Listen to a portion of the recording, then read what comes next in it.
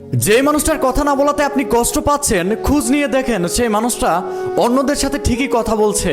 আপনি যেই মানুষটাকে মেসেজ দিয়ে অপেক্ষা করছেন সে আপনার মেসেজের রিপ্লাই দিবে, একটু খোঁজ নিয়ে দেখেন সেই মানুষটা অন্য মানুষদের মেসেজের রিপ্লাই খুব দ্রুত দিচ্ছে।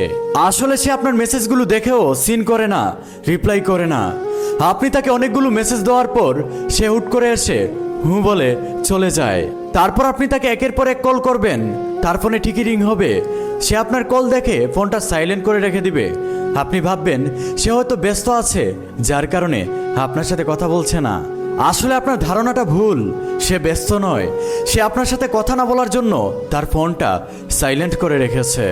আপনি যেই মানুষটার সাথে সবসময় হিসাব করে কথা বলেন যে মানুষটা আমার কথায় কষ্ট পাবে কিনা, কিন্তু সেই মানুষটাই আপনাকে কষ্ট দিয়ে কথা বলে। যে মানুষটাকে নিয়ে আপনি সারাদিন ভাবেন, সত্যিকার অর্থে হলো সেই মানুষটা আপনাকে দিনে একবারও ভাবে না।